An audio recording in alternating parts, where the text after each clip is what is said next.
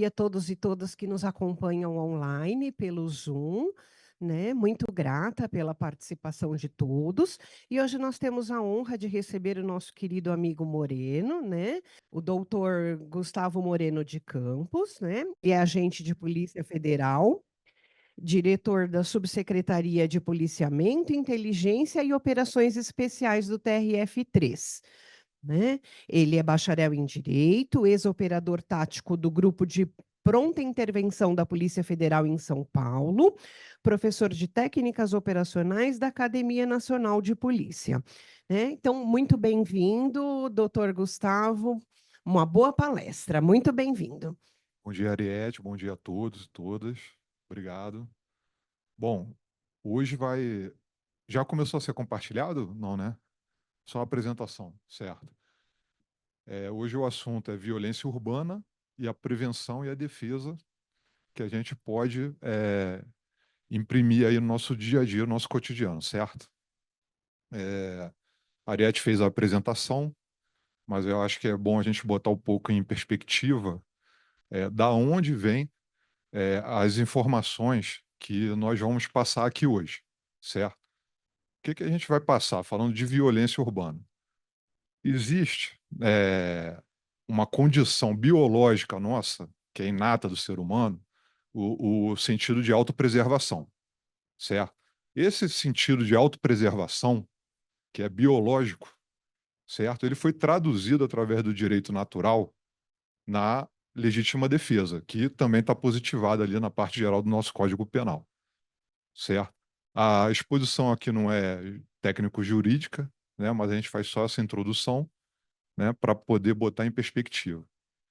E por que que a gente começou a abordar esse assunto, né? Eh, o assunto da autodefesa, da autopreservação, né, para nós que somos policiais, eu sou agente de Polícia Federal e, como a Ariete apresentou aí, professor de técnicas operacionais na Academia Nacional de Polícia. A autopreservação é muito importante. Por quê? Se a gente for pegar as estatísticas, e isso foi sendo observado ao longo da história, a mortalidade do policial é muito alta. É um grupo de risco. No Brasil, provavelmente um dos maiores, né? Não vou saber dizer se tem algum maior do que de policial. Acredito que seja o maior ou um dos maiores, certo? E uma coisa que se observou, que a mortalidade, além de ser alta, ela é muito mais alta quando o policial não está em serviço, tá bom? Então, essa é uma área de pesquisa que se iniciou dentro do âmbito ali das corporações policiais para estudar e mitigar, né, esses efeitos deletérios da mortalidade policial fora da atividade policial, que foi observado que é muito alto. Trazendo isso para a realidade do público em geral, né, para o recorte geral da população, a gente também observa que o Brasil é um país com alto índice de homicídio, né? Então, a gente adaptou as informações da mortalidade policial fora de serviço para a mortalidade do público, né, da população em geral, certo? Já estamos compartilhando? Obrigado. Bom, tá aí a capa do. Opa, não tá ainda, hein?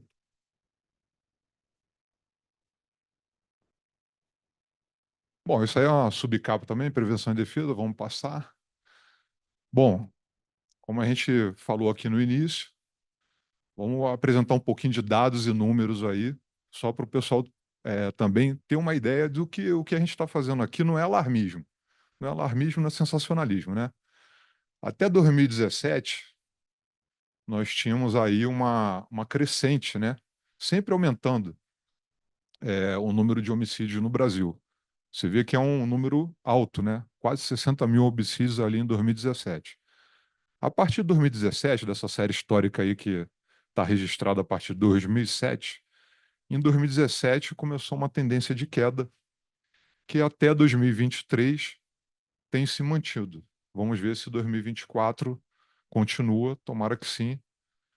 Hoje, né, em 2023, né, no último ano fechado aí os números, 39 mil mortes. Quer dizer, ainda muito alto para a nossa população de pouco mais de 200 milhões de pessoas. 39 mil homicídios ano é um número muito alto que nos coloca nos piores países do mundo nesse quesito aí. Bom, estamos falando de autopreservação, né, de autodefesa, preservação da vida, legítima defesa e a violência. Bom, os números da violência separado ali em quadrantes, né? Dividindo o dia em 4 partes: manhã, tarde, noite e madrugada. A gente observa aí que em 3 períodos é relativamente parecido, mas no período da noite, que a gente considera ali entre as 18 horas e 24 horas, 44%, quer dizer, quase metade das ocorrências de violência. Então, é importante também esclarecer. Nesse quadro aí, a gente não está falando só dos homicídios consumados, certo? É violência em geral, contra a vida. Então, 44% das ocorrências de crimes contra a vida, tentados ou consumados, estão ali no período da noite, entre as 18 e as 24 horas. Ou seja, esse é um período crítico em que a gente tem que ter isso na cabeça.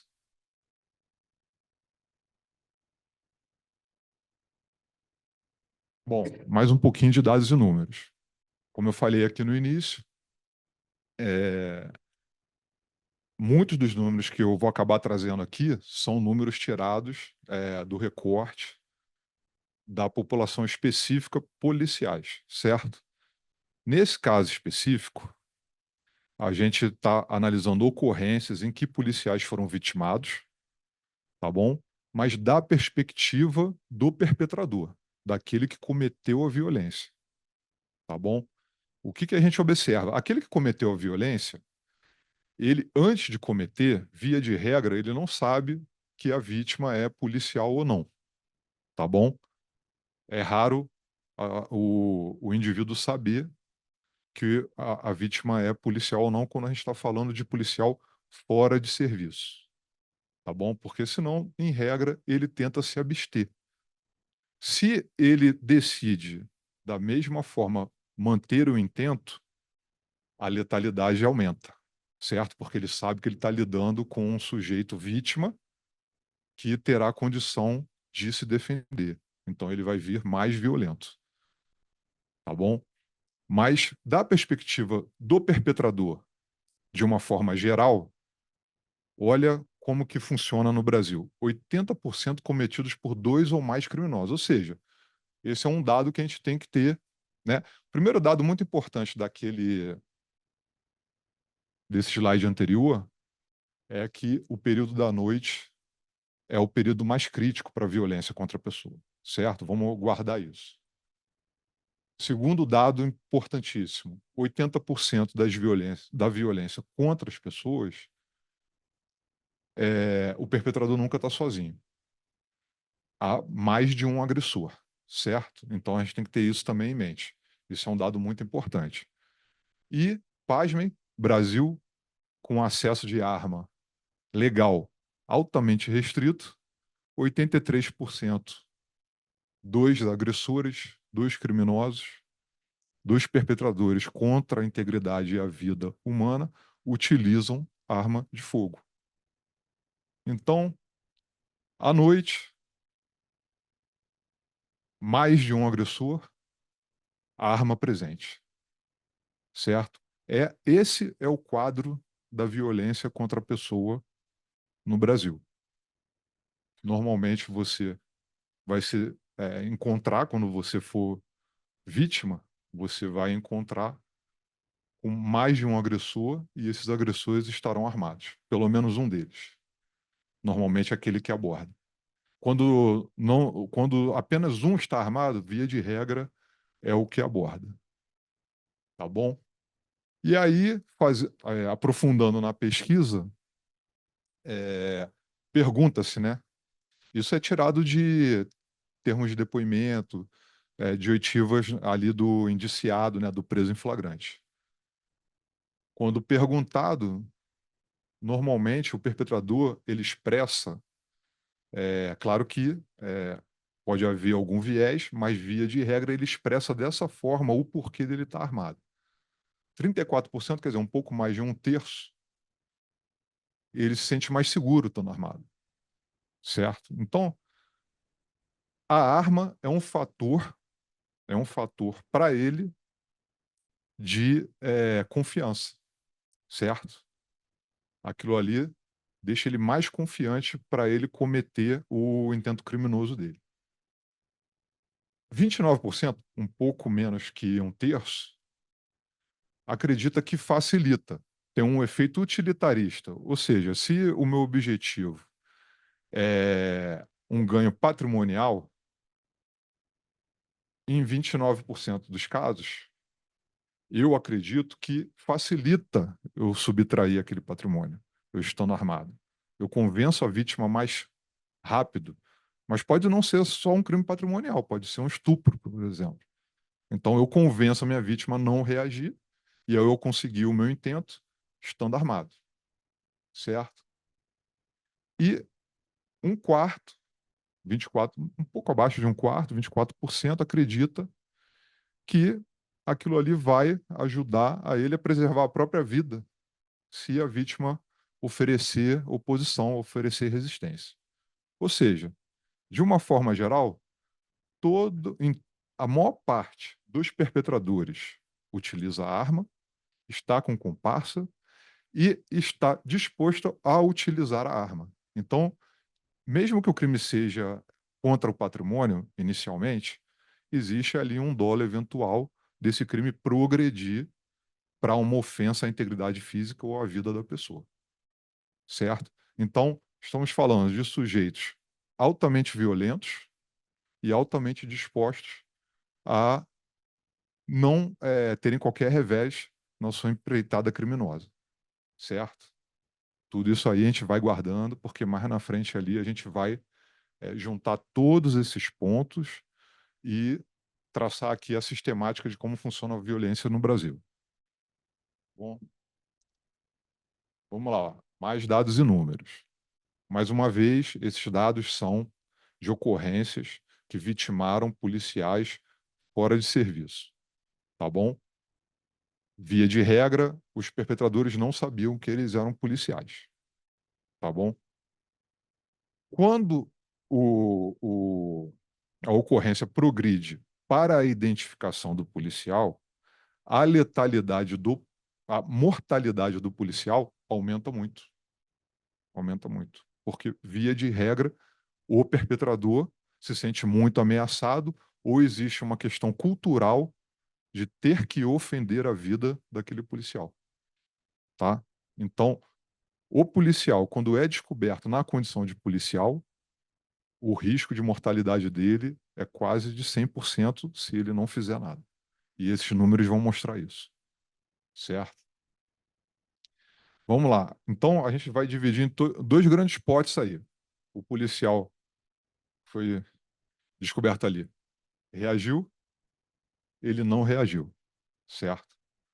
Aqueles que reagiram, mais da metade, 55,4%, saíram ilesos, não tiveram qualquer ofensa à integridade física. Um quarto, mais ou menos, 24,2%, saíram vivos, mas com alguma lesão. E apenas 20,4% vieram a óbito. Vieram a óbito, certo? Então, a gente, por esse lado esquerdo aí do slide, a gente observa que o policial, ele sente uma necessidade objetiva de se defender quando ele é descoberto por um perpetrador armado que ele é policial. Tá bom? Sem reação, parece que inverte a lógica da ocorrência dos números. Quando ele não reage, 20, só 21% sai ileso, 26% com alguma lesão e 52% né, mais da metade morre, tá? Então, isso aí explica duas coisas. Para o policial é muito ruim a sua condição de policial quando ele se encontra com um perpetrador armado, certo? E que os perpetradores armados no Brasil são muito violentos. Eles são violentos. Eles não desistem da empreitada. Se a gente busca ocorrências fora do Brasil, nos países mais desenvolvidos, em que a violência é menor, via de regra, quando o perpetrador se depara com um policial, que ele vê que ele está diante de alguém que representa o Estado e que pode ser uma ameaça para ele desiste, ele empreende fuga, ele se rende. Aqui no Brasil, a lógica não é essa, talvez seja uma questão cultural e histórica, certo? Isso pode ser, não 100%, mas em alguma parte transferido quando a gente vai falar do público em geral, tá bom? Qualquer reação que você tiver, seja reagir ou não reagir, pode ter alguma implicação aí. Bom, vamos passar. Dados do local. Agora vamos falar do local. A gente já falou do horário. Vamos falar normalmente de onde acontece a violência. Aqui é público em geral, certo? Quase um quarto a pessoa está embarcado no seu veículo. Via pública, andando na via pública, 22%. Residência, menos de 10%. Na moto, a gente poderia juntar a moto com o carro, e aí daria mais de 30%, quase um terço. Então, a gente está trafegando aí num veículo automotor, né? Seja moto ou carro. E menos de 5% dentro de um estabelecimento comercial. Isso aí é um número importante, né? A violência contra a integridade física, ela é bem baixa dentro de um estabelecimento comercial. A gente pode especular os motivos do porquê disso, mas isso a gente vai falar um pouquinho mais ali na frente. Vamos andando aqui nos números, e aí depois a gente vai revisitando esses números e colocando ele em perspectiva das especulações que a gente vai colocar aqui. Bom, subtítulo da nossa palestra de hoje: prevenção e defesa, certo? Então, como diz o ditado popular, né, melhor prevenir do que remediar. Isso é uma verdade, eu acredito que universal. E no caso da autopreservação, da autopreservação, né, não vai ser diferente. Então, prevenir vai ser melhor do que remediar. Então, como a gente pode prevenir sofrer uma violência, certo? Vai ter ali abstenção, dissuasão e antecipação. A- Ali está em ordem de preferência daquilo que é mais eficiente para a gente alcançar o nosso objetivo, que é sobreviver, certo? O que é abster-se dentro da prevenção? Abster-se lembra lá do horário? Como que a gente se previne de sofrer uma violência levando em consideração o horário? Diminuindo a frequência em que a gente se expõe no horário da noite, nos horários mais críticos. Pô, então, interessante. A gente pode se abster de sair à noite. Pô, mas vou viver uma vida reclusa e tal. Sim, claro que a proposta aqui não é criar pânico, né, neuroses e dizer que devemos ficar todos dentro de casa, certo? Mas as pessoas que têm uma maior frequência de vida noturna vão estar, de forma probabilisticamente, maior expostas à violência, certo? Quem não sai à noite diminui muito a probabilidade de sofrer uma violência, tá bom? Então são coisas que nós vamos ponderar na nossa vida. Se não faz diferença ir à tarde ou ir à noite, que vamos a algum lugar à tarde, certo? Então é melhor.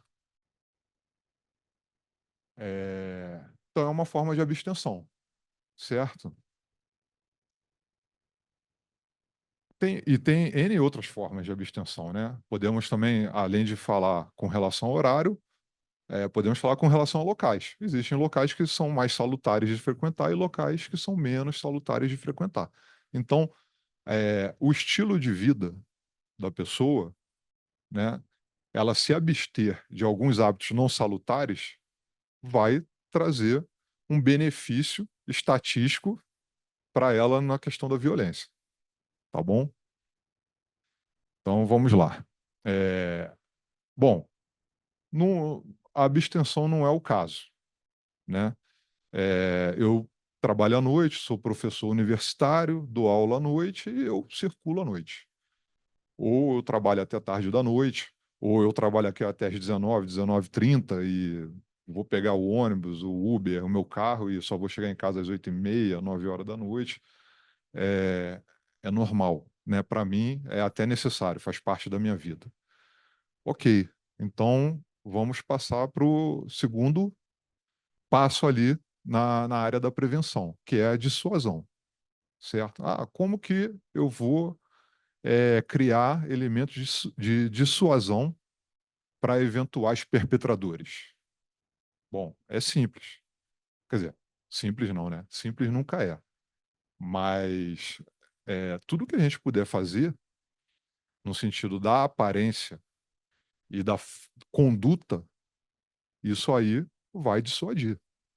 Uma pessoa que anda na rua distraída, certo? Balançando o celular, conversando, ouvindo áudio aqui, ó, do lado da orelha, né? É uma vítima potencial de ter o seu celular furtado aí por arrebatamento, na Paulista, por exemplo, certo? Que é uma coisa até muito comum, infelizmente. Então, nós podemos dissuadir alguém de furtar nosso celular. Se bem que, no caso de você não ficar utilizando o celular, poderíamos dizer que isso também é uma abstenção. Então, é uma conduta salutar de você não utilizar. Agora, se você. é, Não, eu preciso usar o celular. Mas na hora que eu vou usar o celular, eu entro numa loja, ou eu paro, deixo de andar, né? Me posiciono na calçada de forma que eu não possa ser surpreendido por trás, ou algo assim. Mantenho a atenção, não fico totalmente imerso naquela conversa que eu estou fazendo ao celular. Mantenho a atenção no perímetro, no meu entorno, certo? O próprio perpetrador que está te observando, se por algum motivo ele quer aquele seu objeto, ele vai falar: não, a pessoa está muito atenta, a chance de eu não ter sucesso, ou até chegar próximo de ter sucesso e logo em seguida tomar um revés é grande. Então, eu me sinto dissuadido de investir naquela pessoa, naquela potencial vítima.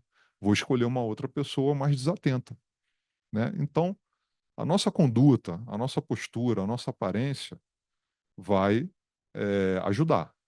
Ah, um cara com mais de 1,90 m feio igual a mim, vai dissuadir, naturalmente. Agora, se eu estiver muito distraído, o cara pode falar: ah, tá muito distraidão, vou lá, certo? Ah, não, eu sou pequenininho, eu sou franzino e tal. Beleza, fica atento. Isso vai dissuadir também, certo? Mostra atenção, proatividade, observação, né? Não se coloca em ocasião de violência com facilidade. Isso aí vai dissuadir, certo? Então, tudo isso é importante. As pessoas que têm esse cuidado, esses hábitos, elas criam poucas janelas de oportunidade para os perpetradores. Naturalmente, elas diminuem a probabilidade de sofrer uma violência, né? Uma violência que às vezes eventualmente é só seria só patrimonial, mas que pode escalar para a integridade física, né? É muito natural também as pessoas de mais idade, quando sofrem os furtos por arrebatamento, caírem, né? Se machucarem. É muito natural, é normal, né? E às vezes se machucar com uma certa gravidade, bater a cabeça, quebrar uma perna, um fêmur, um quadril, alguma coisa assim. É muito natural. Então, veja a importância da gente tentar se abster e dissuadir, às vezes, um furto bobo corriqueiro, mas que pode levar a um agravamento da ocorrência com repercussões para a integridade física, né? Uma pessoa de muita idade cair ao solo não é algo simples, né? Pode ser algo muito traumático e até mortal. Então, a abstenção e a dissuasão são meios de prevenção muito importantes, tá? Bom, passando então da dissuasão, vamos para a antecipação. Vamos dizer que, não obstante todo o seu hábito de vida, de abster-se de locais e horários não salutares, não pode, não não te preservou de uma intentada criminosa, a tua conduta, né, e a sua aparência também não dissuadiu. E aí você foi escolhido como potencial vítima de um perpetrador. A antecipação é algo que vai também te prevenir de uma situação grave de violência urbana, certo? Então, o que é a antecipação? É você observar que você está na iminência, né, prestes a ser vítima de uma violência, ou provavelmente pode ser você a vítima, e aí você se antecipar. Por exemplo, você vê um grupo de jovens com aquelas características dos jovens que normalmente furtam aqui na Paulista. E você vê aqueles rapazes vindo, né, em grupo ali, em bando, atravessa a calçada. Você observou, mas você só faz isso se você estiver atento, certo? É uma conduta salutar à atenção constante, tá? Mais uma vez, não estou fazendo aqui uma proposta de neurose, mas a gente tem que ter um mínimo de atenção, até para não tropeçar, né? Quantas pessoas? A gente também vê aqui muitos acidentes de pessoas tropeçando, pisando em buraco, às vezes tropeçando na própria guia, porque estão desatentas. Então, a atenção não é só para a violência urbana, é também para os acidentes, certo? Então, o mínimo de atenção que você tiver, se você tiver uma atenção razoavelmente boa, talvez você consiga realizar a antecipação em momentos de iminência de violência. Então, viu o eventual perpetrador vindo, atravessa a rua, entra num comércio, lembra lá aquele número?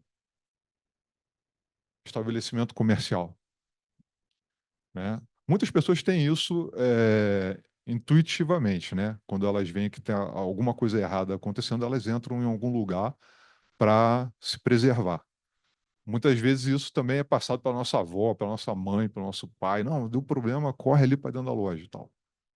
É uma forma de você se preservar, certo? Podemos especular o porquê de isso funcionar.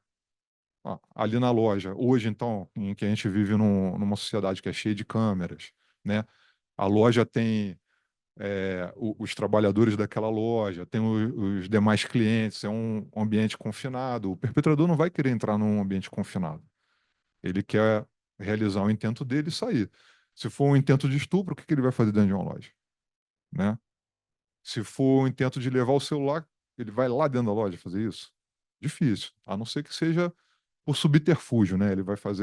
Ele te seguiu e você não está sabendo, mas se é o caso de você estar sabendo, você entrou na loja, aí já diminui ali bastante, provavelmente vai dissuadir. Você se antecipou e dissuadiu o perpetrador de continuar o intento dele, certo? Então, abstenção, dissuasão e antecipação, né? São as três formas, os três meios de nós fazermos a prevenção de sermos vítima da violência urbana, da violência de uma forma geral, né? Mas hoje a gente está falando aqui mais da urbana, que é mais a nossa realidade. Bom, aí é uma fotinha metafórica, né? Para a gente mostrar aí. Você vê, o leopardo foi no porco-espinho. Ele poderia ter sido dissuadido. Provavelmente é um animal jovem que ele nunca teve contato com aquele tipo de porco-espinho. Aquele que já foi alguma vez machucado por porco-espinho provavelmente nem chegaria perto. Esse aí chegou porque deve ser um leopardo jovem. Então, por exemplo, lá no direito, né, a gente tem o Instituto dos Ofendículos, né, quando a gente coloca é, objetos de defesa pré-ordenada, o porco-espinho já tem isso naturalmente, né? Os homens feios de 1,90 m também. Então o cara olha ali pro porco-espinho e fala assim: não, não vou nesse porco-espinho, não. Esse aí é novinho, não sabe, tentou a sorte e se machucou. Bom, a gente falou de ações de prevenção, agora vamos falar de ações de defesa. Não, a prevenção não funcionou, ou então você não se preveniu. E aí começou o momento em que você talvez precise se defender definitivamente, né? Porque eventualmente a violência pode não ter mais volta. Então pode chegar aquele dia em que você vai ter que se defender de qualquer jeito. E isso tem que estar na nossa cabeça. Na nossa biologia tá, mas com o avanço civilizacional a gente vai esquecendo isso, né? E às vezes vai se deparar com uma situação, se a gente não tiver um instinto ainda ali preservado, talvez sejamos alvo fácil ali e definitivo, né? Então, e existe uma diferença, né? Ah, existe uma diferença. Eu pratiquei os atos de prevenção salutares, mas não foi o suficiente. De qualquer forma, fui arrebatado ali pela situação de violência, né? E existe a situação em que, não, eu não me preocupo com isso, eu não me previno e fui arrebatado. O que que vocês acham que vai acontecer com aquele que não se preocupa e foi arrebatado? Provavelmente a defesa dele vai ser menos eficiente, porque ele não tem isso em conta, ele não tem isso na cabeça dele. Agora, aquele que se previne, já tem isso em conta, sabe que toda prevenção pode escalar para ter que agir, né? Esse talvez o método e os meios de defesa dele sejam mais eficientes e ele saia vivo no final da história. Tá? Lembrando que estamos no Brasil. Até 2023, 39 mil mortes, homicídios por ano. Tá? Então, vivemos num país violento. O Brasil é violento. Né? Não adianta tapar o sol com a peneira. O Brasil é um país violento. Ah, o povo é pacífico. Não, não. Pode ser preguiçoso, pode ser acomodado, mas não é pacífico. O brasileiro não é pacífico. Pelo menos os criminosos não são. Tá? Eles são violentos. Bom, ações de defesa. Assim como a prevenção, né, o pessoal que começou a estudar é, esse ramo aí, essa disciplina, né, que ela vai ter vários nomes, né? A gente vai ter nome de sobrevivência, autodefesa e tal.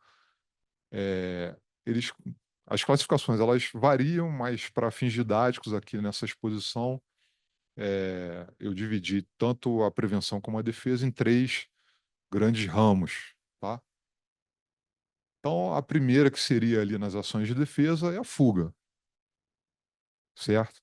É, não consegui me antecipar, mas, de qualquer forma, a fuga e a antecipação, elas são muito parecidas, mas tem um detalhe é, que faz toda a diferença aí, entre um e outro.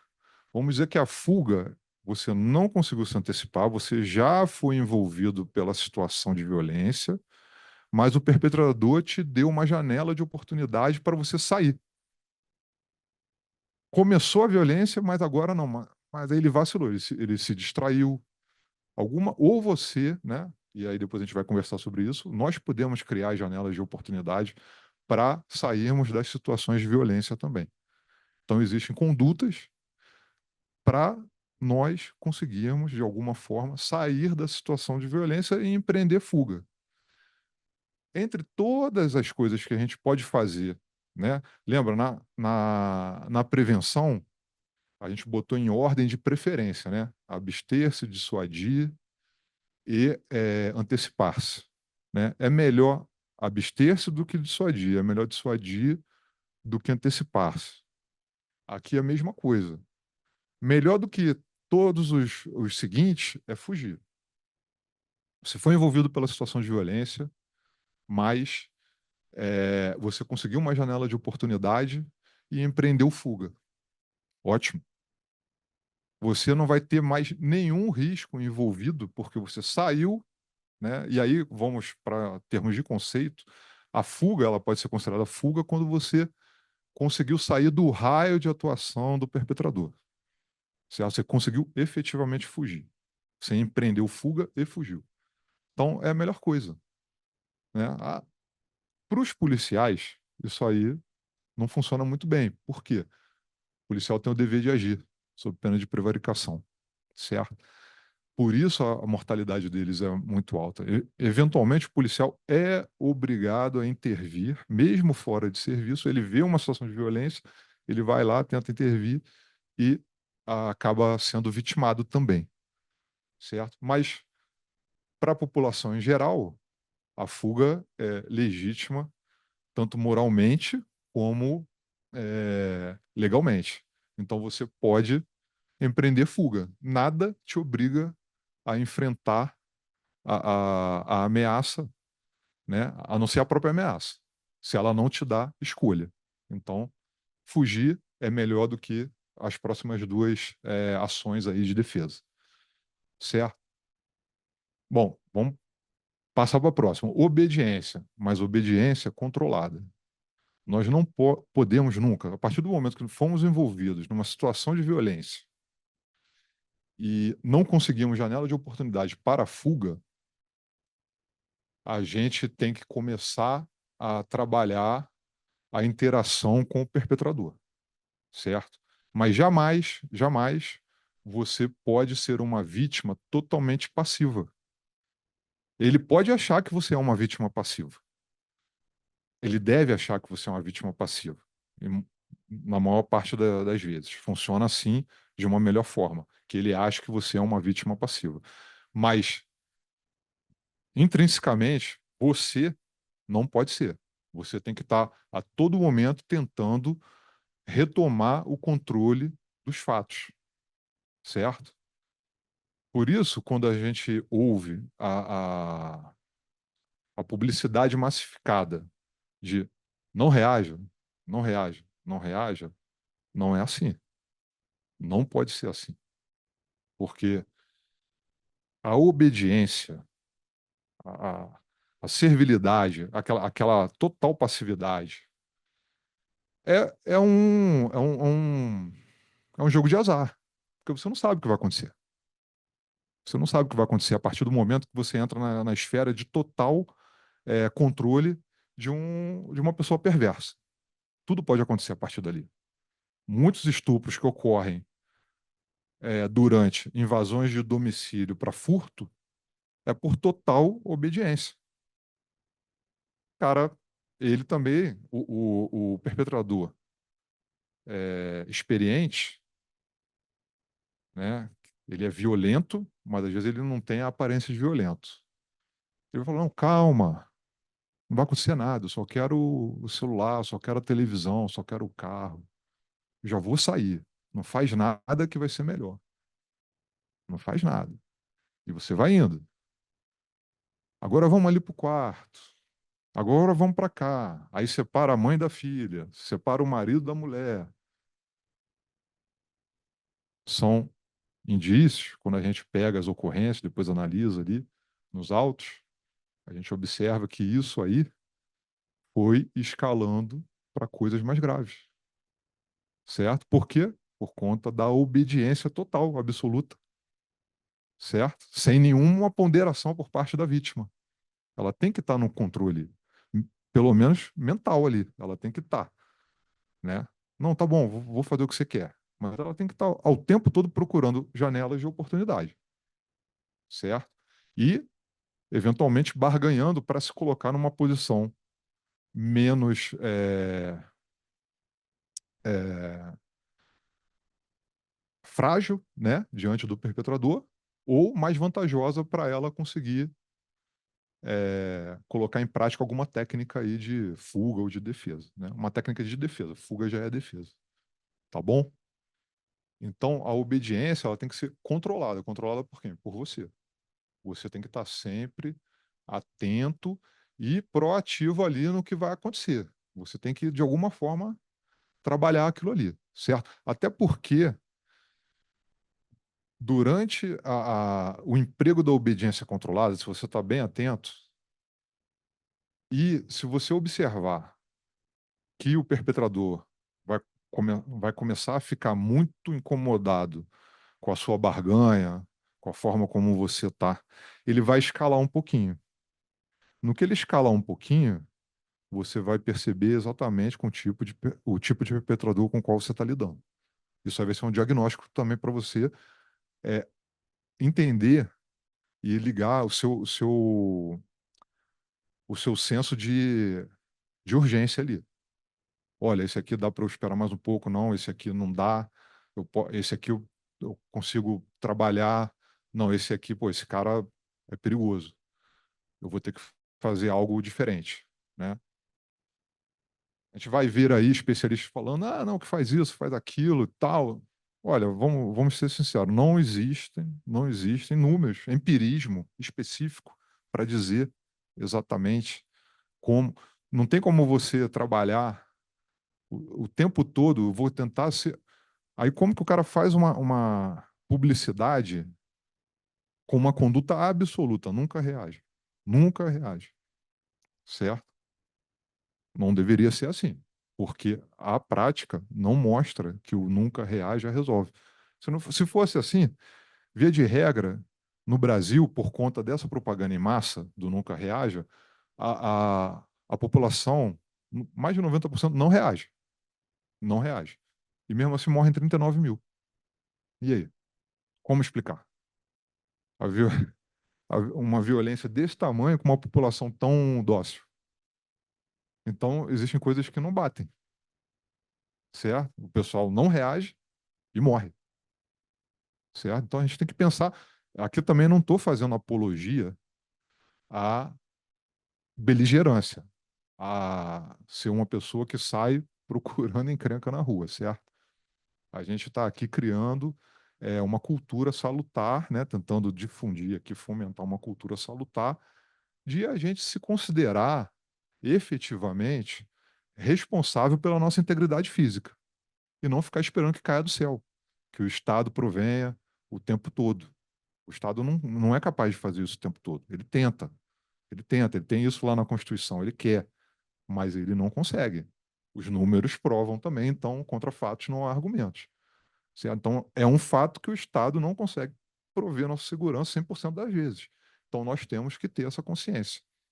O humano, né, o ser humano mais antigo, ele tinha essa consciência. Antigamente todo mundo andava com facão, com alguma coisa, o cara andava com alguma coisa, né? As tiazinhas mais antigonas aí andava com esporrete, alguma, meu, elas tinham um negócio para se defender. Elas tinham, isso aí é fato, né? Hoje não, hoje por conta da massificação da ideia do não reaja, o, o, os perpetradores se sentiram mais à vontade para empreender a violência e isso aí não significou diminuição de mortalidade da população em geral, porque aquele número que a gente passou lá atrás é um número da população em geral, não é um número de policiais, né? Embora os policiais sejam os que mais morrem, né? Bom, fuga, obediência controlada, então a gente tem que estar sempre o tempo todo ali tentando melhorar a nossa condição diante daquela situação de violência, certo? Não podemos ser cordeiros pura e simplesmente e ir para o abate. Próxima ação de defesa. A autodefesa no estrito senso, que seria a nossa legítima defesa aí positivada na parte geral ali do Código Penal. Então, nada deu certo. A prevenção não deu certo, não consegui janela de oportunidade para fugir, a obediência controlada não resolveu. Na hora de estar saindo de casa, o cara falou: não, mas calma aí, eu quero conversar com você, vamos ali. Chegou o momento. Agora você não tem mais o que fazer. Autodefesa estrito senso. Você vai ter que fazer algo para fazer cessar aquela agressão. certo? E aí, como você faz isso? Como você empreende a sua autodefesa? Existe N formas de fazer isso, né? Com objetos próprios e objetos impróprios, né? Armas próprias e armas impróprias, inclusive com a própria habilidade corporal, né? Com a defesa pessoal ali, em estrito senso também, né? Se você tem alguma habilidade para se defender fisicamente. Então, isso aí é ali, é o cume, né? Quando você chegou para onde você não tem mais para onde ir e você vai ser obrigado a tomar uma medida drástica. Por isso, a gente sempre. Aí eu digo, né? Eu não faço apologia à beligerância, mas eu faço apologia à preparação. À preparação. Seja. Se Deus quiser, você não precisa usar nada para se defender. Mas que, se for necessário se defender, que você tenha tudo que puder ao seu alcance para se defender. Né? Existe um ditado lá no meio policial tático operacional que diz que é melhor ter e não precisar usar do que precisar e não ter. E aí, quando a gente fala disso, ter o quê?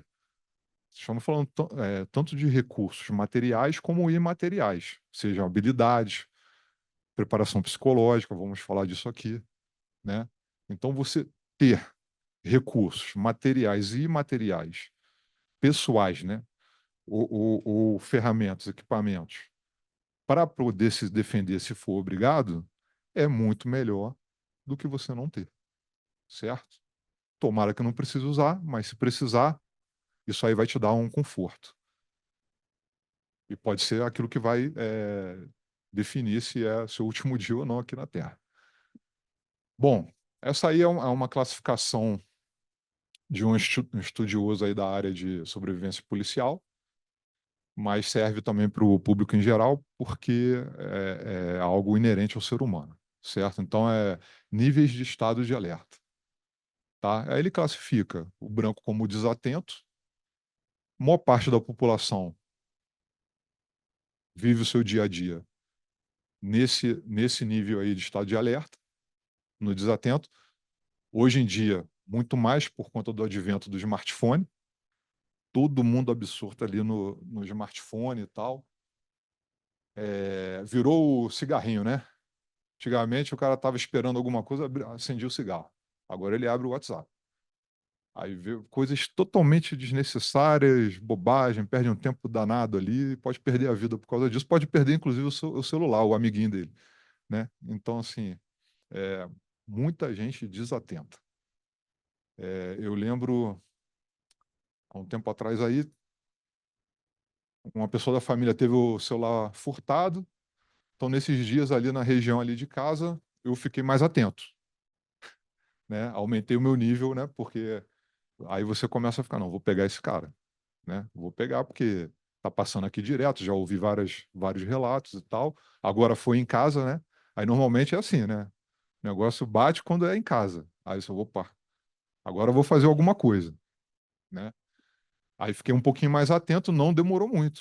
2, 3 dias depois, eu observei 3 rapazinhos de bicicleta, né? Região tudo de morro, né? Sobe e desce. Eles subindo, desmontados da bicicleta, conversando. Uns rapazinhos meio esquisitos. E indo em direção a um lugar que eu sabia, que perto da faculdade ali, onde tinha muitos jovens ali e tal. Né? Muitas pessoas, um momento de alta circulação, 7 horas da noite e tal. Lembra o horário? Né? À noite todos os gatos são pardos, né? Então eles saem e fazem a festa. Subindo, a gente conhece o modus operandi desse pessoal da bicicleta. Quem que vai roubar na subida? O cara só rouba na descida, né? Que aí ele já pega o embalo e vai embora, né? Então, normalmente, eles vêm subindo, observando e depois eles descem, tá? E, em determinado momento, eles entraram numa rua e que era onde tinha maior circulação de pessoas. Eu falei, agora vai começar a caçada. Eles são predadores. Eles são predadores. Por isso que eu gosto também de observar muito o mundo animal. Observa o comportamento dos animais predadores. É muito parecido com o comportamento do ser humano quando ele está querendo predar. É muito parecido. A biologia, né? Nesse ponto de conexão, os seres humanos têm com os animais de forma geral. Então, eles entraram, e eu estava de carro, vim bem devagarinho, tinha hora que eu parava o carro, né, para dar tempo deles passarem e tal, ficava observando. E entrei atrás deles. Logo que eles entraram na rua, tinha um rapaz, não era muito rapaz não, já devia ter seus 30 e poucos anos, com o celular desse jeito sim, conversando. Falava, tal, fazendo áudio e ouvindo os áudios e tal.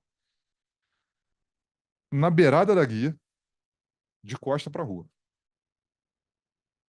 Pô, eu como predador de celular, é, sei lá, é um prime rib. Olha aquilo ali, vai ser, né, suculento. Olhei aquele negócio ali e beleza.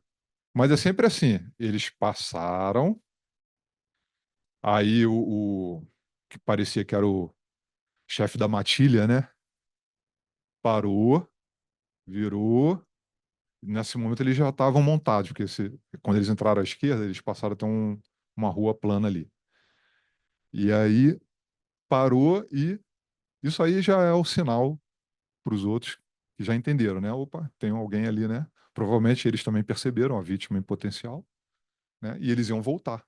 Até porque no que eles voltassem, eles iam pegar o celular do cara e ia descer a rua que eles tinham acabado de subir, né? Ele já estava ali rápido para descer, para pegar a velocidade ali, né? No declive. E só que eles passaram, né? E eu não. Aí eu parei o carro bem em frente, assim. Tô dirigindo aqui, a vítima estava aqui.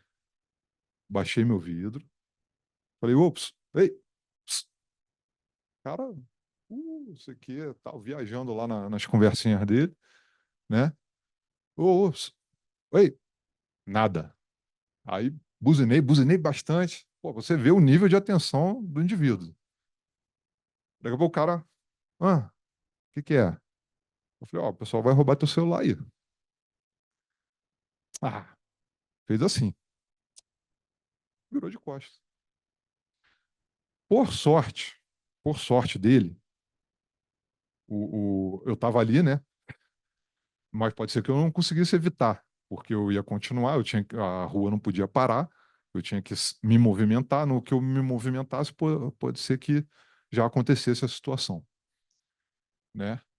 E não posso prevaricar, né? Sou policial. E aí? Posso ser vitimado se um deles está armado. Mais de um contra, três contra um, certo? Olha como a gente tem que começar a ponderar todos os fatores, as variáveis ali envolvidas na situação. Por sorte, começou a vir uma viatura da PM com o giroflex ligado, e aí eles desistiram e saíram fora. Tá? Não sei se voltaram depois, mas aí também eu não sou obrigado. Na legislação não diz que eu sou obrigado a ficar tentando adivinhar e nem fazer segurança particular para aquele indivíduo ali o resto da noite, né? Então eu peguei e fui embora.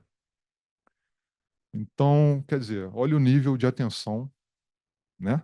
Inclusive, ele foi chamado a ter mais atenção e ele desistiu. Ele não quis. Ele foi refratário. Então, esse aí é o mundo que nós estamos vivendo. O perpetrador, o criminoso, ele vai. Quais são os incentivos? Né? Em economia, a gente fala muito em incentivos, né? Quais são os incentivos para você ser um roubador de celular? São altos, altíssimos. Todo mundo desatento e tal, né? Então, mercado paralelo, né? Receptação, 180, né? Muita gente aí também. Aí roubou o celular, vai lá e compra o roubar de outra pessoa, né? Vamos fazer a economia circular, né? Então, assim, os incentivos são muito altos. Bom, a maior parte da população desatenta. Qual é, agora voltando para a questão da neurose, né? Não devemos ficar neuróticos. Ó, eu vou prover a minha autopreservação, né? seria até uma redundância, né? Promover minha autopreservação. Eu vou adotar a autopreservação e. Mas e aí, eu vou ficar que nem um doido na rua, escaneando o problema? Não, isso aí vai te adoecer, né? Muitas pessoas adoecem até por causa disso. Depois de serem vítimas de violência, passam a estar em estado de alerta constante, altíssimo, e aí adoecem, certo? Então a gente não quer isso. Não precisamos, não vamos inventar mais um fator de risco para a nossa saúde. Mas tem ali o nível seguinte, que é o amarelo, que é o atento, mas relaxado. É aquela pessoa que não tropeça na guia, que não pisa em buraco, que não pisa em fezes de cachorro, né? Infelizmente, hoje em dia também a gente tem que ficar desviando de mina, né? Nas calçadas, porque é o tempo todo. Pô, eu nunca vi isso, o pessoal não recolhe o cocô lá do cachorro. E então, vamos ser atentos. Se você mantiver esse nível de atenção, né? A atenção ali amarela mais relaxado, o atento mais relaxado, via de regra você vai conseguir observar situações de risco e eventualmente se antecipar, tá bom? E evitar, abster, dissuadir, seja o que for, né? Então, se você mantiver o atento mais relaxado, você não vai ficar doente e você vai aumentar suas chances de não sofrer uma violência, ou se sofrer, se sair bem dessa violência sem grandes danos, certo? Quando a gente passa do amarelo, estamos falando do laranja, foco direcionado, ameaça definida, né? Você já está envolvido numa situação de violência, né? Se você tiver no amarelo, sem violência, sem situação de violência efetivamente instalada, você está com um problema de saúde, certo? Mas laranja, foco direcionado. Pô, eu vi ali a molecada vindo, correndo. Opa, foco direcionado. Aí você já saiu do amarelo, foi pro laranja.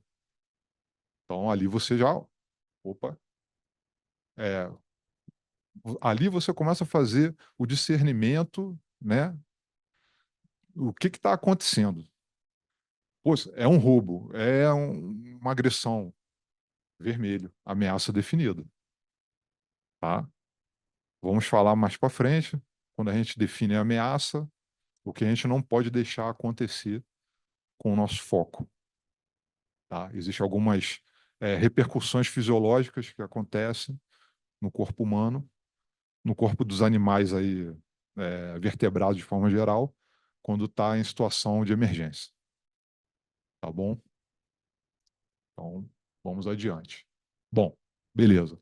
Ciclo ODA, né? Esse acrônimo aí, ODA, UODA, é do veterano das Forças Armadas Americanas, John Boyd, e ele criou esse símbolo aí, né? Com o acrônimo ODA, que vem de observar, orientar, decidir e agir. Ah, o ciclo ODA, ele é ativado só quando você já está em situação de autodefesa? Não. Ele é ativado a qualquer momento que você vá, né, observar. Você tem que estar sempre observando. Você está atento, está relaxado, mas você está sempre observando. Sempre. Você observou, identificou algo ali de interesse que pode ser uma ameaça para você, aí você vai se orientar. Putz, está vindo os garotos correndo ali, vou fazer orientação. O que, que você vai fazer? Você vai é, se colocar em perspectiva dentro ali do ambiente e começar a se orientar para, em seguida, tomar uma decisão. O que eu vou fazer? Pode ser entrar na loja ali da TIM. Observei a situação potencialmente de risco, me orientei, decidi, ó, posso atravessar a rua, posso entrar na loja. Decidi entrar na loja. Atravessar a rua pode não ser uma boa. Por quê? Você está sob estresse, você vai atravessar a rua, você pode ser atropelado. Isso acontece muito também. Muito. Antes de ser policial federal, fui policial civil no Rio de Janeiro. Trabalhei numa delegacia que era delegacia de atendimento ao turista. 90% das ocorrências na zona sul do Rio de Janeiro, que é ali, Copacabana, Ipanema, Leblon e tal. Muitas ocorrências. Por isso que eu falo um crime bobo como contra o patrimônio, que é puxar uma corrente, puxar um relógio, um celular, vira algo contra a integridade física. Muitas vezes idosos, estrangeiros, gente que vive no quê? Ele vive lá na Europa, vive nos Estados Unidos. Ele não tem essa perspectiva, né? Claro que tem muito brasileiro aqui que parece que está na Suíça, né? Mas esses efetivamente vêm da Suíça, vêm da Alemanha, vêm da França, né? E sofre um arrebatamento desse, cai, se machuca e morre. Eu tive várias ocorrências de falecimento de idosos. Tomou aquele encontrão ali do rapaz da bicicleta e tal, e caiu e morreu. Bateu a cabeça, fugiu, ficou com medo, correu, atravessou a rua, foi atropelado. Direto. Isso aí era comum, comum, né? Então, veja a importância de você observar, orientar e decidir. E a importância de você já ter isso tudo na sua cabeça previamente. Porque quando você está sob estresse, já dentro da situação de risco, vai acontecer coisas ali do teu instinto que tudo pode acontecer. Então, se não tem uma preparação, a gente vai falar disso, a chance de você sair dali com algum tipo de prejuízo é maior, né? Então, sou uma pessoa atenta, mas relaxada para não ficar doente. Estou sempre observando as coisas. Quando observo, eu sempre me coloco em perspectiva. Tomo uma decisão, uma boa decisão, porque eu estou atento e me coloquei em perspectiva. E agora eu vou agir, que seria executar, né? Decidi entrar na loja, entrei na loja. Se você não tem uma preparação psicológica, às vezes você congela. Às vezes acontece, né? Então, a gente chama lá no meio policial de colar as placas. Cola as placas e não faz nada, né? Isso é muito comum também. O colar a placa, ele é instintivo. Por isso a gente tem que ir além do colar as placas. Por quê? Quando no mundo animal, quando você está diante de um predador e você bate de cara com um predador, se você correr, ele te pega. Agora, se você parar e olhar para ele, talvez ele pondere o risco dele te enfrentar. Nós somos bípedes, até ajuda, porque para ele nós somos maiores. E se ele não tem muito contato com o ser humano, não faz parte ali, né, dele, do, do- da cadeia alimentar dele, aquilo ali é uma coisa estranha para ele. Ele nunca viu. Agora, por exemplo, uma onça que já comeu uma pessoa, viu a moleza que foi, provavelmente ela vai ser uma predadora de pessoas. Lá na África tem casos de leões nômades, né? Leões que não conseguem se enquadrar em nenhum grupo, né? Às vezes são expulsos, né? Do grupo, não conseguem enfrentar o macho alfa, começam a andar sozinhos, ou às vezes em dupla, e eles acabam se desgarrando, porque eles não conseguem entrar no território de outros leões, eles começam a ir para território mais urbano, e aí começam a ver a facilidade que é predar um ser humano, né? Por quê? O ser humano, ele corre. Quando ele vê uma ameaça assim, ele corre. Só que o instinto ideal para quando você bate de frente com um predador é você colar as placas, né? Mas quando a gente está falando de um predador animal, você olha e não corre, porque tudo que se move rápido é presa, tá? Agora, essa lógica não funciona para quando você está lidando com um outro ser humano. Então, colar a placa não é salutar, não é desejável quando a gente está diante de uma ameaça humana, tá bom? Bom, fatores de efetividade na nossa defesa, na nossa autopreservação. Aí, mesma coisa, né? Se bem que todos esses aí, eles estão interligados. O ideal é que você consiga é, colocar o máximo deles em conjunto. Quanto mais rápido você conseguir se orientar, conseguir decidir e agir, maior a sua probabilidade de êxito, certo? Então, vê que está tudo aí encadeado. Então, a velocidade, ela aumenta a sua chance só que é uma velocidade bem orientada e bem decidida, tá bom? Como eu falei, não é para sair correndo atravessando a rua. Pode ser atropelado. Você foi rápido demais. Pela última vez, bateu o recorde e morreu. Distância. Distância do perpetrador aumenta a sua chance. Então, o quanto mais rápido você for e quanto mais distância você conseguir alcançar do perpetrador, mais seguro você vai estar. Então, isso é importante também. Tô vendo os rapazes vindo na minha direção. Eu vou continuar andando para lá? Não, eu quero aumentar a minha distância deles, certo? Então, provavelmente, ou eu vou atravessar a rua, bem orientado, ou eu vou começar a andar na outra direção. Muito provavelmente, se você for foco deles e eles perceberam que você, opa, deu meia volta e foi para o outro lado, eles vão perceber que você já está atento. Talvez isso tenha um efeito de dissuasão com eles, certo? Então você vê, está tudo interligado, tudo são variáveis que vão aumentando a probabilidade de você se sair melhor na sua sobrevivência, na sua vida ali, certo? Então, quando a gente é, esses tópicos, né, quando eles foram pensados para serem sistematizados e conceituados, dentro da cadeira lá na Academia Nacional de Polícia, eles foram pensados quando a gente está falando de autodefesa armada do policial, tá bom? Só que eles valem para o público em geral também, né? Depois a gente observa que vale para o público em geral também, como eu estou mostrando aqui, né? A gente vai, pô, toma decisão rápido, se afasta do perpetrador, isso tudo é muito bom, né? Quando você está armado, e aí vou fazer esse parênteses aqui, né? Para quem decide fazer a sua autodefesa armada, sua autopreservação armada com arma de fogo, a distância ela é muito salutar. Por quê? Via de regra, os perpetradores não são pessoas disciplinadas. Se é um confronto armado, você que é uma pessoa do bem e decidiu andar armado, via de regra, você é um melhor atirador.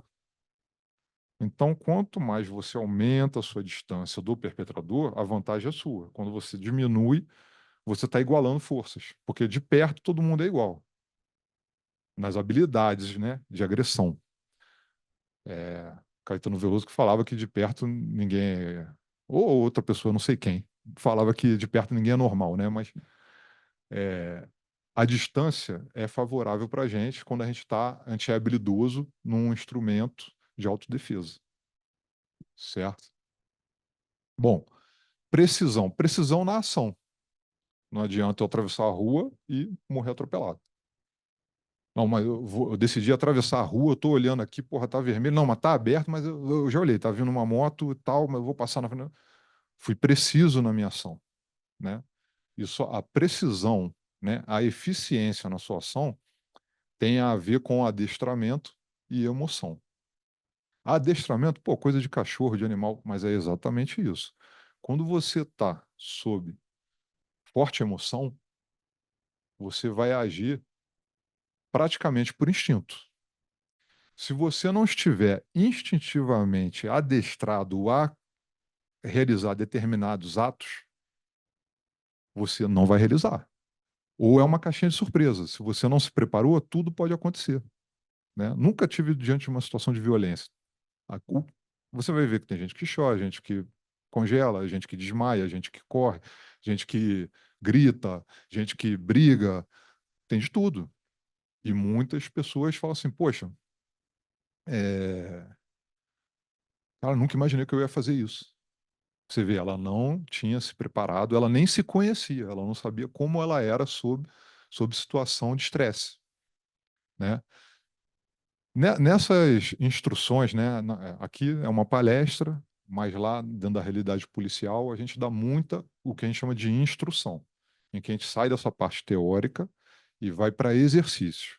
Exercícios simulados em que a gente tenta colocar a pessoa numa situação eh, dramatizada daquilo que seria uma situação de violência eh, comum, né? E a gente, de alguma forma, tenta reproduzir, colocar ela sob aquele estresse, né?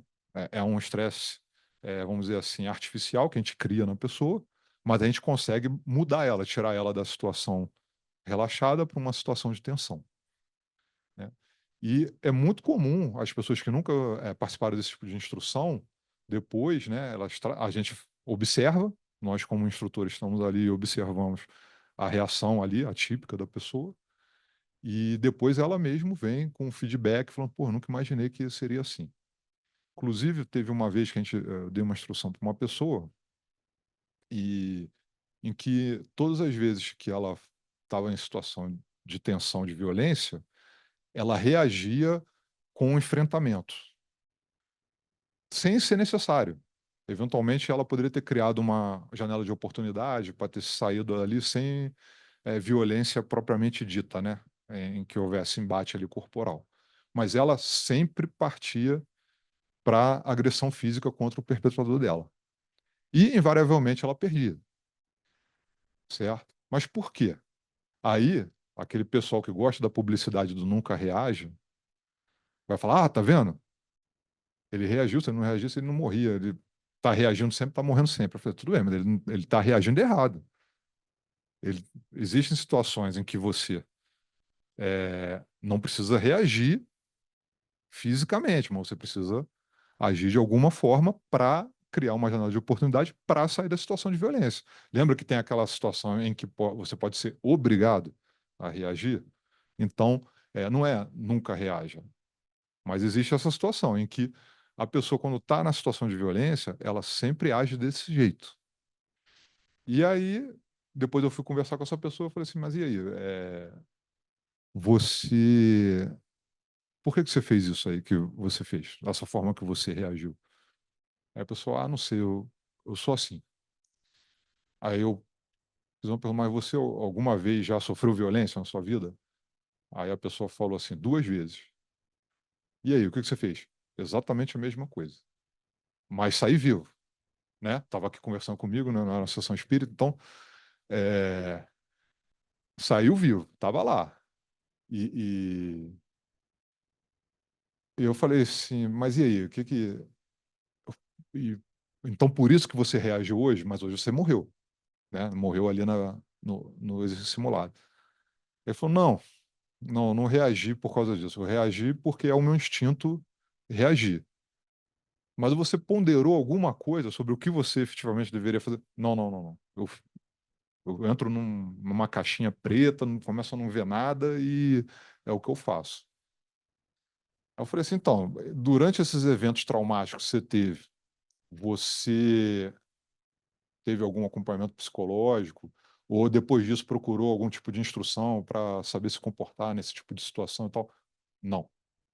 Falei, tá vendo? Poxa, você já teve eventos de violência 2 vezes, verdadeiros. Tá tendo aqui pela terceira vez um contato, e você vê, né? Era um exercício simulado. Aí, e a pessoa entrou na pilha e foi pro confronto físico, né? O, os, os nossos figurantes que sofrem, né? Os colegas aqui que já fizeram exercício aí como figurante aí, perpetrador, vira e mexe sai machucado, né? Porque a pessoa fica doida ali e vai para cima mesmo, de verdade, né? Então, você vê, as pessoas não têm esse hábito, essa preocupação.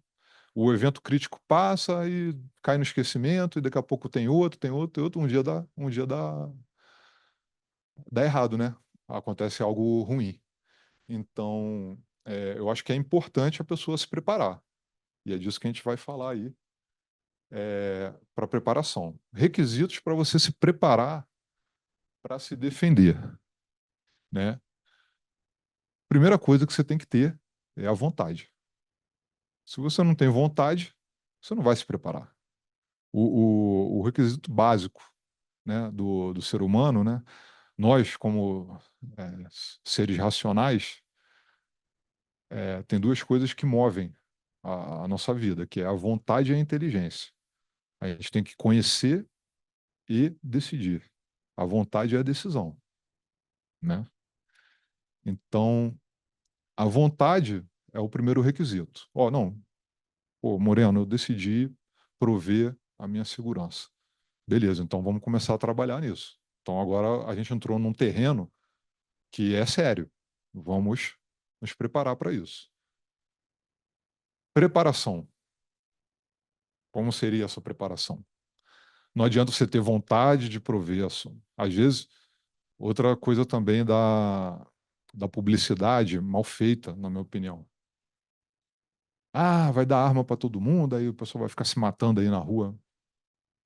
O cara preparado não fica se matando. Não fica se matando aí na rua, certo? Você vê lutadores profissionais brigando na rua? Você não vê, não briga. Eu entrei para a polícia com 25 anos de idade. No dia que eu botei a pistola na cintura, eu nunca mais briguei na minha vida. É totalmente o contrário. A publicidade falou o contrário da realidade. Ah, as pessoas vão sair se matando. Não. A pessoa preparada, ela não sai se matando. Uma coisa que você não vai ver acontecer, às vezes você vai ver colegas de trabalho num lugar de pessoas desarmadas se matando, né? O cara, "Ô, hoje eu vou buscar minha arma, eu vou lá matar o fulano, porque... Mas por que que ele vai também? Porque ele sabe que eu estou desarmado, certo? Agora, lá dentro da polícia, eu... Tem até história, mas são indivíduos perturbados, né? Com alguma patologia psiquiátrica e tal, né? Mas isso pode acontecer em qualquer nicho da população, certo? Não foi porque ele teve acesso à arma, e isso, vamos lembrar, o Brasil é altamente restritivo quanto ao porte de arma, e 83% dos perpetradores estão armados. Então, ter acesso à arma ou não, não é fator determinante para agressão com o uso de arma de fogo, certo? O... Dentro do ambiente policial, que está todo mundo armado, não tem agressão física entre policiais. Não tem. Não é vantajoso. Você não vai ver dois leões brigando à toa. E normalmente a briga acaba rápido, sem grandes danos para nenhum dos dois. Um dá uma patada, o outro já fica meio assim, pô, essa patada aí foi meio pesada, meu. Acho que eu não vou pagar para ver, não. Beleza, fica aí com a leoa e tô saindo fora. Normalmente é assim, né? Então, é, você vê, temos que ter vontade e a preparação. Ah, eu tenho vontade, comprei uma arma e não me preparei. O que que vai acontecer com você? Você vai morrer. Você vai morrer, você não vai saber usar a arma e tal. Então, você tem que ter a vontade, tem que ter acesso aos recursos, tanto materiais como imateriais, a arma, o adestramento, a preparação e tudo. E aí nós estamos falando de efetiva preparação. Bom, quando a gente fala de vontade, é uma escolha prévia, né? Ah, eu decidi me defender. Agora que começou aqui o quiprocó, não. Você tem que ter feito essa decisão prévia, né? Livre, consciente, de prover a sua própria defesa para sobreviver. Questões filosóficas e religiosas devem estar resolvidas, certo? Decidi que vou fazer minha legítima defesa, mas sou um cara altamente religioso e que minha religião diz que, porra, matar é errado mesmo, pô, então que é muito complicado matar. É um negócio muito delicado e, poxa, será que eu vou conseguir? Se eu precisar, para sobreviver, ter que ofender a integridade física de alguém, você já tem que ter isso resolvido na sua cabeça, né? Essa justiça já tem que estar resolvida na sua cabeça. Se você tiver dúvidas durante o evento crítico, a chance de você não ter êxito e agravar a situação, às vezes, é muito grande. Então, a vontade, ela tem que estar muito bem consolidada, ela tem que ter sido muito bem pensada ali. Bom, como eu falei, a preparação ela é psicológica, física, técnica, tática e material. Então, putz, beleza. Psicológica, eu já tem que ter isso em mente, tem que estar na minha cabeça. Eu decidi prover a minha defesa, isso aí já está na minha cabeça. Eu já vou trabalhar o meu estado mental ali, né? Aquilo ali já tem que estar preparado. A pessoa preparada psicologicamente, ela vai aumentar as chances de êxito dela, tá bom? Até porque isso, quando você tem certeza de que você está bem preparado, isso aumenta a sua motivação e vai aumentar o seu desempenho. Preparação física. Preparação física é importante, é muito importante, né? Mas eu vou prover a minha autodefesa com arma.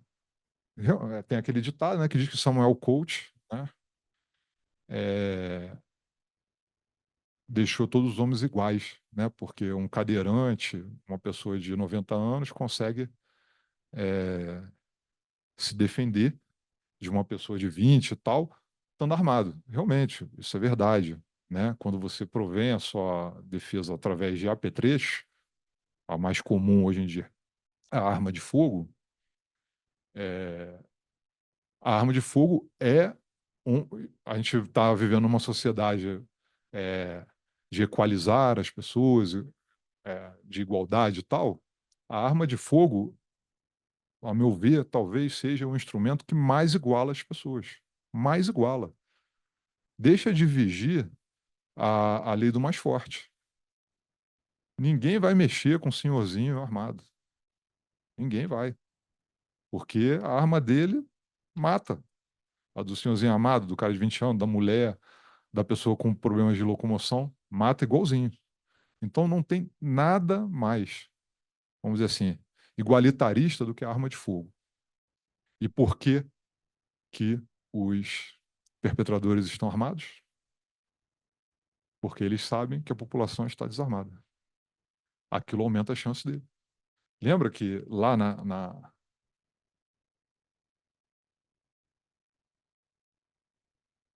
olha lá, sentir seguro. Vítima facilita.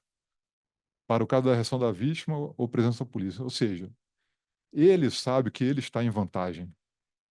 É um incentivo. Voltando lá para a economia, ele tem um incentivo. Porque ele sabe que ele está favoravelmente desigual. Mas, você estava falando da física, né?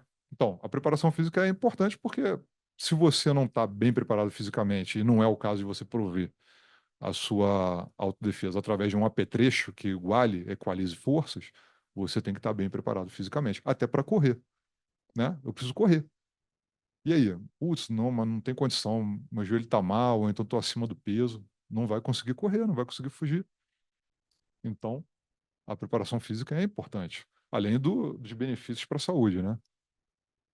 Preparação técnica, importante. Habilidades, né? Se você vai prover a sua segurança através do seu corpo, por exemplo, se você pratica uma arte marcial, isso aí vai te ajudar. Né? Hoje, a arte marcial mais difundida, acredito que no mundo, mas no Brasil, com certeza, é o jiu-jitsu. Né? Jiu-jitsu é uma ferramenta pessoal extraordinária. Se a gente falar de violência sexual, uma mulher que sabe jiu-jitsu não vai sofrer violência sexual, não vai, a não ser que ela sucumba a uma coerção moral de um sujeito armado, né? Mas se for no corpo a corpo, aquele negócio da forçação, mesmo que o indivíduo seja mais forte, o perpetrador seja mais forte, uma mulher que conhece jiu-jitsu, ela não vai sofrer a violência sexual. Não tem como. Não tem como. Tá? O cara não vai ter um minuto de sossego ali. Tá? Ela vai conseguir se defender. Vai se defender o suficiente para ele desistir. Começou a gritaria, tá demorando, vai aparecer gente e tal, vai, ele vai sair fora, tá bom? Mas isso porque ela tem essa habilidade para criar essa janela de oportunidade para receber ajuda, socorro, apoio, certo? Então, eu acho muito interessante que todos, né, o mesmo, a mesma lógica da arma de fogo, a gente aplica para a arte marcial. Se todo mundo sabe brigar, ninguém briga. Se todo mundo tem arma, ninguém usa arma. Por que que todos os países querem armas nucleares? Sabe que se eu tenho arma nuclear, você tem. Se eu jogar em você, você vai jogar em mim, e aí? Vai todo mundo perder, né? Lembrando aquelas frases aí que ficaram na história. Vai todo mundo perder, ninguém vai ganhar. Tática, tática. É, o que que é importante? Além de tudo, você está preparado psicologicamente, fisicamente, tecnicamente, mas você tem que ter uma observação tática. Aquilo ali está intimamente ligado à sua capacidade de observar, se orientar e decidir. Se você faz uma escolha pior, você não está agindo o que a gente fala taticamente, você está agindo de uma forma mais aleatória, menos controlada, né? Então, a tática é importante. Poxa, eu vou lá naquela festa, lá no carnaval, a minha tática qual vai ser? Eu vou levar só o meu um cartão de crédito e a minha CNH. Não vou levar celular. Isso é uma tática, você diminuiu a probabilidade de você perder o celular, ser assaltado e tal. Isso é tática. Ela pode ser empregada antes, durante e depois, tá? Então, a visão tática, né, ela é muito importante. Inclusive nos grupos operacionais, né, a Ariadne também falou aí que eu pertencia ao grupo de pronto intervenção aqui da Polícia Federal. O grupo de pronto intervenção, ele é uma unidade operacional tática.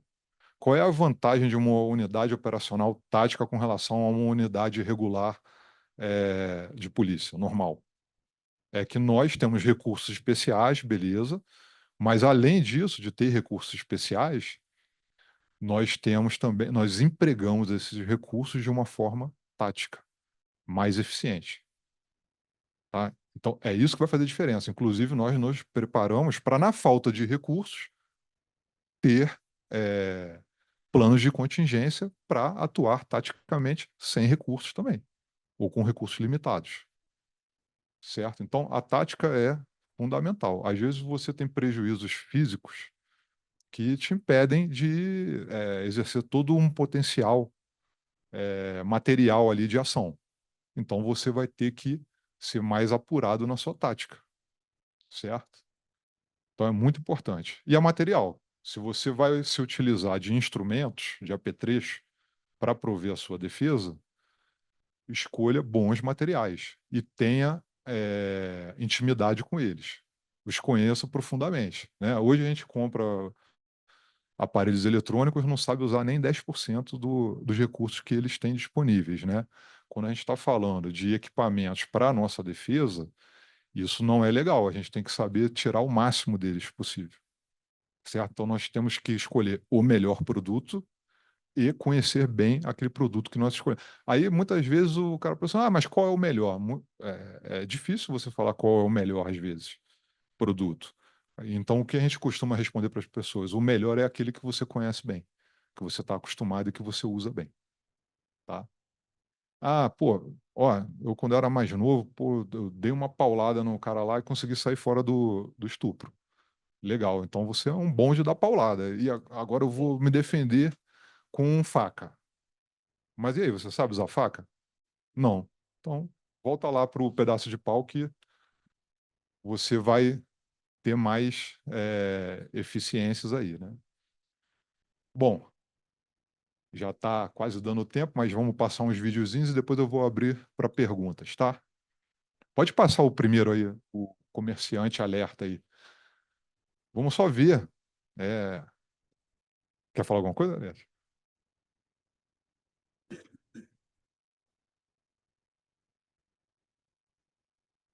Olha essa situação aí. Muitas pessoas devem conhecer, né?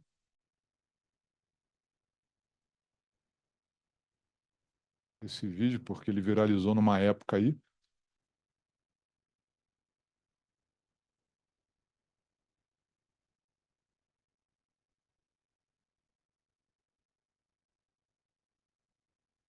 Menininha comprou um sorvete. O editor do vídeo já ajudou a gente aí, identificando o perpetrador. Olha, a porta do carro já estava até aberta. Ele ia jogar a menininha para dentro e ia sair com ela.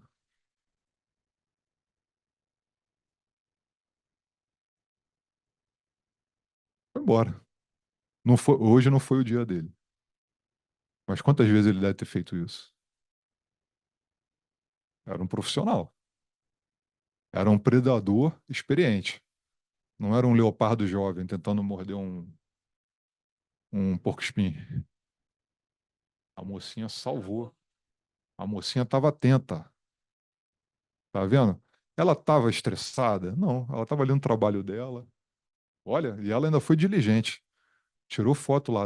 Não sei se ia pegar a placa, não, né? Do jeito que ela tirou ali, mas você vê, né? Um atento relaxado, ali no amarelo, né? Pode, põe de novo pra gente, porque aí enquanto a gente vai falando, o pessoal vai vendo de novo. E um atento relaxado, mas ela tá de olho, olha lá. A garotinha, coitada, não faz nem ideia do que vai acontecer, né?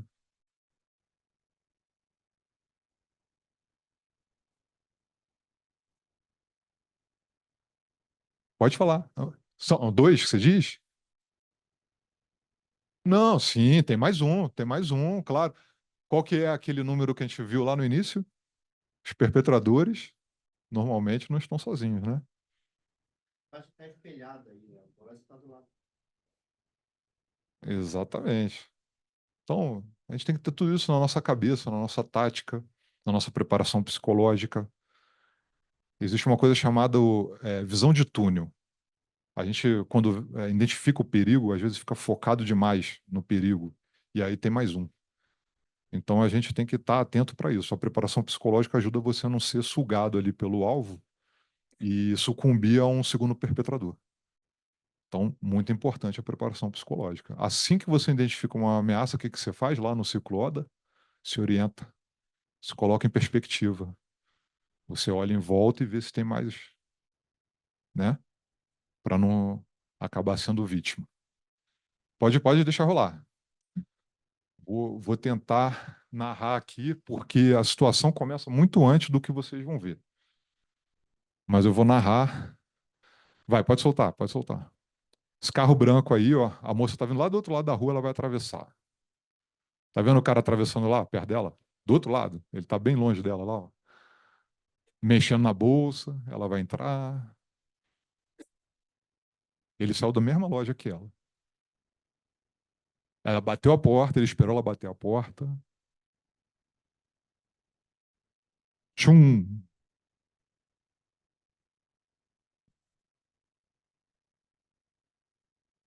Já era.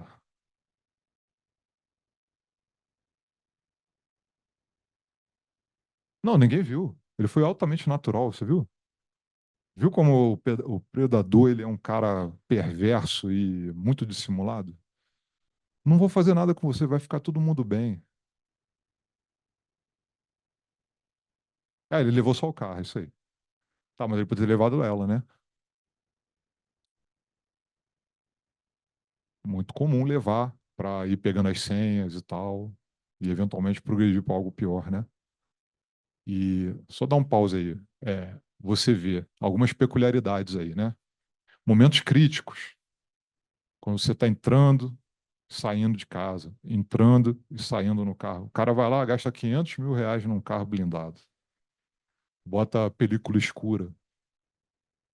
Beleza, ótimo. Eu gostaria de ter tudo isso à minha disposição. Lembra dos recursos? Melhor ter do que não ter. Só que existem recursos que podem se voltar contra você. A película, depois que o cara entrou com ela ali, o que acontece? Ninguém mais sabe o que está acontecendo, certo? Ela não foi atenta no momento mais crítico, que é entrar e sair do veículo. Você entrou no veículo, fecha, tranca, trava a porta. É o primeiro ato que você tem que fazer. Você entra e tranca a porta. Mas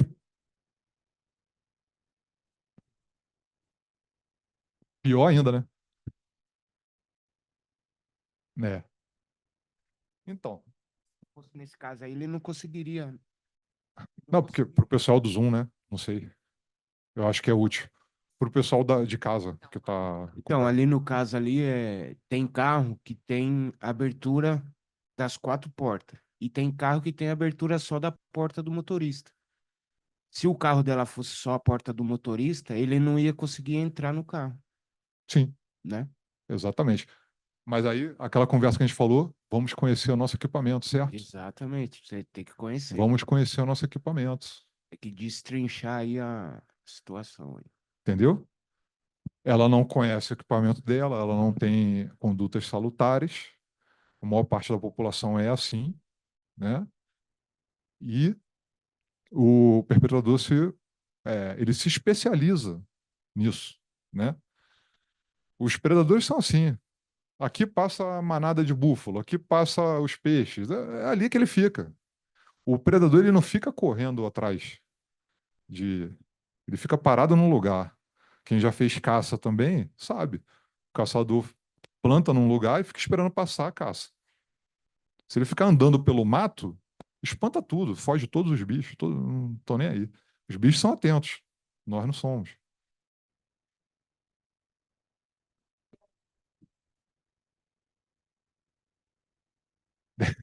Então, outra situação ali, quando ela entra no carro, sei lá atrás, de repente ela entrou no carro, pegou o celular, alguma coisa e Isso. não percebeu lá o bandido, que ele parou na frente ali, mexeu na bolsa e Ele estava dissimulando, né? Esse negócio, ele estava sim, ele esperando o estava ali momento certo para ele entrar. para o Exatamente, mas você vê como o cara é habilidoso? e o outro que passou Quantas ali, vezes você acha que ele já fez aquilo ali? A desenvoltura dele. Não foi a primeira vez. laranja que passou logo depois, nem percebeu. Nem percebeu, nem percebeu.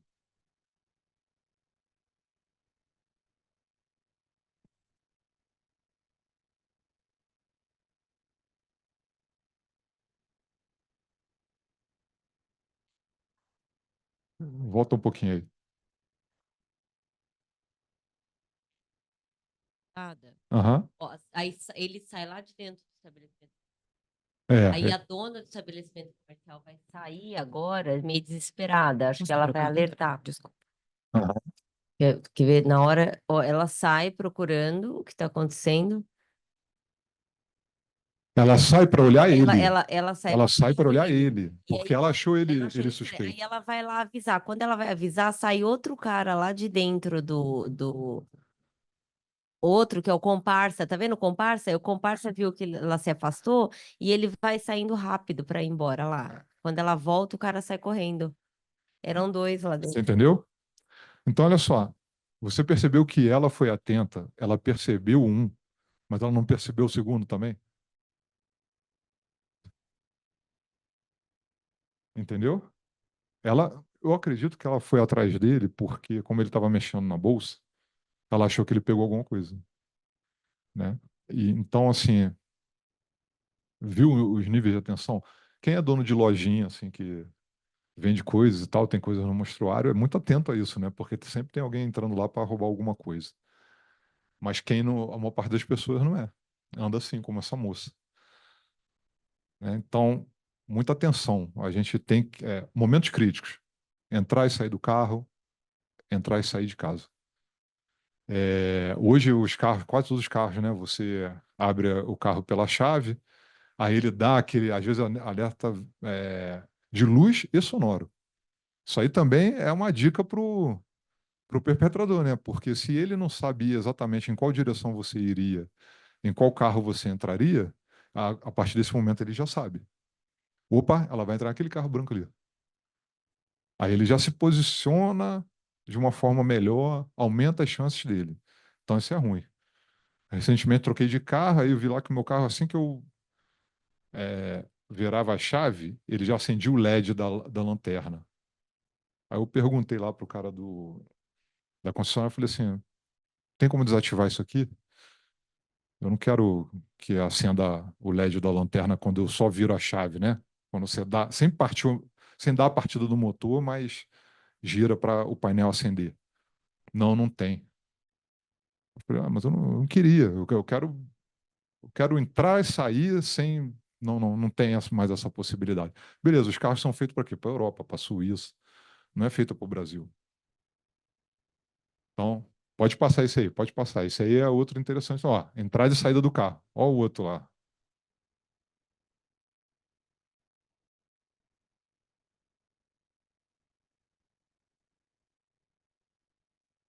Dica importante aí, nunca se coloque. Aí é uma questão mais de sobrevivência, né? A partir do momento que você foi envolvido ali, você viu que perdeu. Ele saiu correndo com a chave do carro. Isso é uma forma de você se colocar entre o perpetrador e o objeto de desejo dele.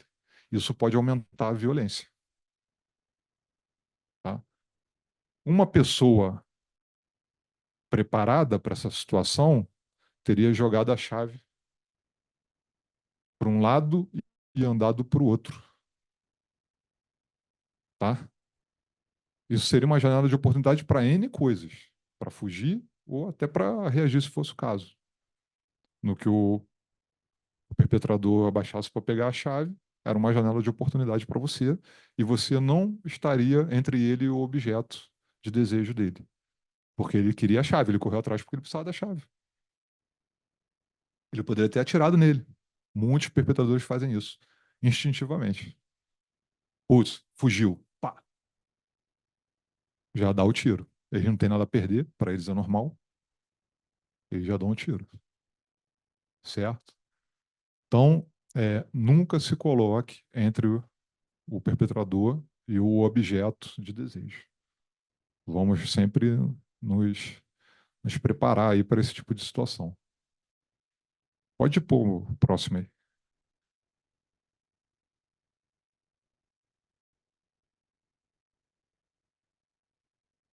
O pessoal fala muito assim, a gente está entrando e saindo de casa, às vezes é a família inteira. Dá só um pause aí para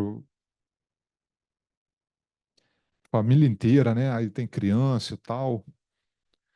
Porra, mas é complicado botar as crianças no carro e é muita janela de oportunidade para o perpetrador te abordar, né? Uma forma interessante da gente melhorar a nossa condição nesse tipo de situação sensível é quem vai dirigir não se ocupar das outras pessoas. Por exemplo, um se ocupa de botar as crianças no carro ou tirar, e o outro se ocupa da direção. E aquele que se ocupa da direção não fica próximo, tá? Por quê? Lembra daquele caso dramático lá no Rio, do garoto que foi arrastado e tal? Isso aí acontece muito. Os caras não querem dar tempo para você tirar as crianças do carro e sai e vão embora com quem está dentro do carro. Depois eles te jogam para fora, dá um jeito, sei lá. A coisa agrava, né? Então, quando você dissocia uma coisa da outra, quem vai dirigir está longe do carro, você só vai para o carro no último segundo. Ó, já está todo mundo dentro do carro, aí você entra e vai embora. Você diminuiu a janela de oportunidade para o perpetrador. Nesse momento, você também está se orientando, né? Você está observando, se tem alguém te observando, tal, próximo e tal, em atitude suspeita. Se mesmo assim o perpetrador quiser, ele vai estar observando toda a situação. Se ele não identificou, por exemplo, vamos dizer que é o caso do homem. O homem está com a chave do carro e está distante do carro. A mulher está botando as crianças no carro. Aí vamos dizer que ele não observou que tem o homem ali. Ele vai chegar, vai abordar a mulher e vai pedir a chave. O que a mulher vai fazer? Tá com meu marido. Aí o cara vai ter um complicador para ele. Ou ele vai desistir, ou ele vai no marido. Ou ele vai segurar a mulher um pouquinho e vai mandar o marido vir. Tudo isso é complicador para ele, tá? Mas é tempo para você tirar as crianças, tá bom? Inclusive o marido pode largar a chave no chão e falar: tudo bem, mas deixa as crianças sair aí, ó. Tá aqui a chave, pega aqui. Ou então jogar a chave para ele, assim, mais próximo do carro, mas não dar de... Enquanto isso, a mulher está tirando as crianças. Certo? Então, existem coisas que... Só que quando você vai pré-ordenando essas coisas na sua cabeça, fica mais fácil de você atuar quando você se vê na situação. Se você nunca parou para pensar nisso, tudo pode acontecer. Tá bom? Ó, isso aí não é uma atitude salutar. O cara tá esperando a mulher sentado na moto aí. O que que você acha que vai acontecer?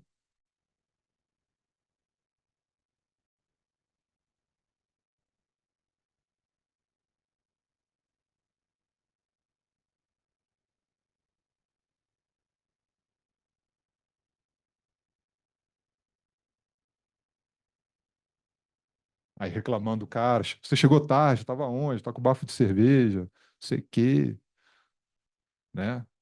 Pô, amor, não é hora de discutir, vamos para casa. Não sei o quê.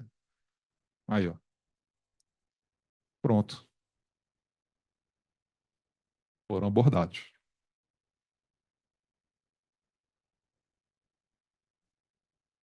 Desmaiou.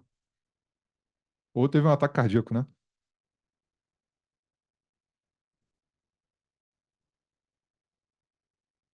Aí eles se distraíram com o carro que entrou na rua, ressuscitou.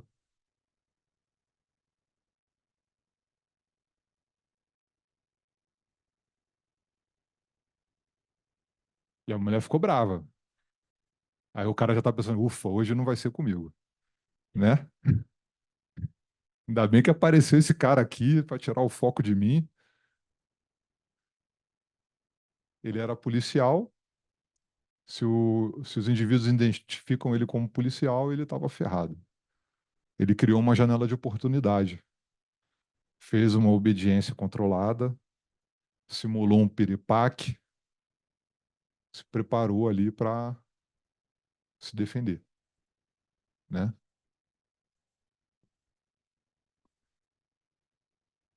As coisas começaram mal, mas com tranquilidade ele resolveu. Muito provavelmente esse cara se preparou muitas vezes. Aquela conduta não salutar de ficar ali era consciente. É o que a gente fala também. Você se prepara para as coisas, aí o cara vai falar assim: pô, Moreno, mas eu te vi lá viajando num lugar. Eu falei assim: nesse dia eu decidi. Eu não vou, nesse dia eu fiquei ali, né, tava ali tomando minha cervejinha e tal, tranquilo. Nesse dia foi escolha minha tá daquele jeito. Mas eu tô consciente, eu sei o que eu tô fazendo. Sei que eu tô diminuindo as minhas chances, aumentando a probabilidade ali de janela de oportunidade para violência. Mas eu tô consciente. É diferente de estar inconsciente da situação. Próximo, pode pôr. Ainda bem, conseguiu sair vivo dessa, né?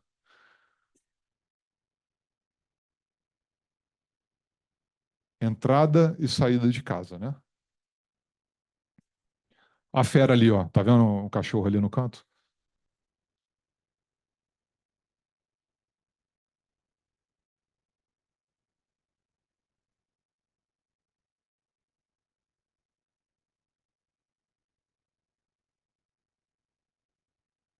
O cachorro tá tranquilão ali e tal,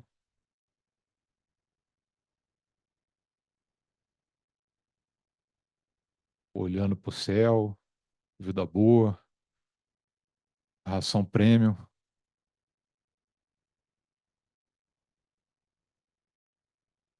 Passou o motoboy, chegou o patrão e patroa. Foram dar aquela passeada lá na Bandeirante.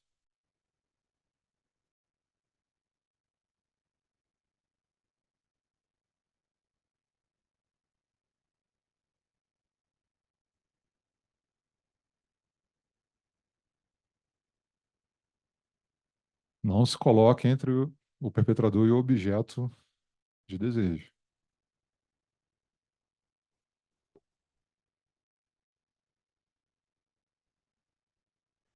Esses ladrões de moto, eles sempre querem levar o capacete e a jaqueta porque são caros. Eles sempre querem levar. Esteja preparado para tirar rápido o capacete e tirar rápido a jaqueta. Porque isso aí pode considerar tomar um tiro. E o cachorro, cão de guarda, top, hein? Sabe nem o que está acontecendo. Porra, eu nunca vi. Eu acho que esse cachorro tem algum problema aí neurológico. Não é possível. Eu já trocava esse cachorro logo, mano. Já dava. Ó, vai para outro lugar aí. Eu sei que ele não ia poder fazer muita coisa, mas também, né? Ó, esse aí é lá do nosso primeiro slide, ó.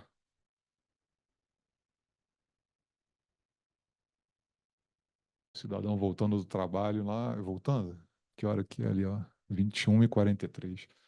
Voltando do trabalho. Resolveu reagir. Instinto, né?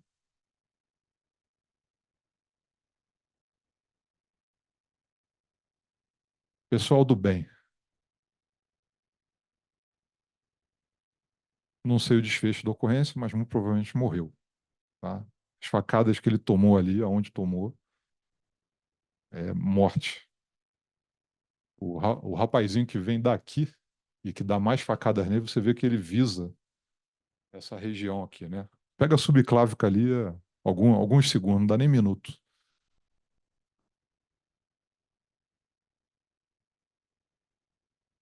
Se sobreviveu, ficou com muitas sequelas, ficou muito tempo no hospital.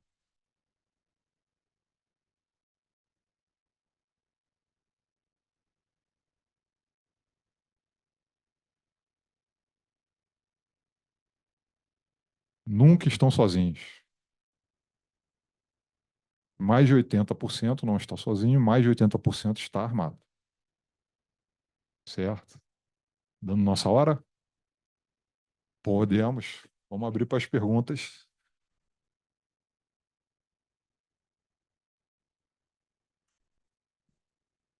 Temos... Doutor Moreno, temos perguntas online. Primeiro, Adriana Rodrigues Ferraz Machado, gostaria de enfatizar que essa dica, né, essa orientação de entrar e travar o carro automaticamente já salvou a vida dela 2 vezes. Aí, ó. Tá? É. Bruna Alves Schillingman, ela observa que quem tem um filho e tem que colocar o filho na cadeirinha fica muito vulnerável e pergunta se o doutor tem alguma orientação, né, especial para mães que têm filhos de cadeirinha. Beleza. No caso específico, eu acredito que ela está aventando a hipótese dela estar sozinha com a filha e tem que colocar e tirar da cadeirinha.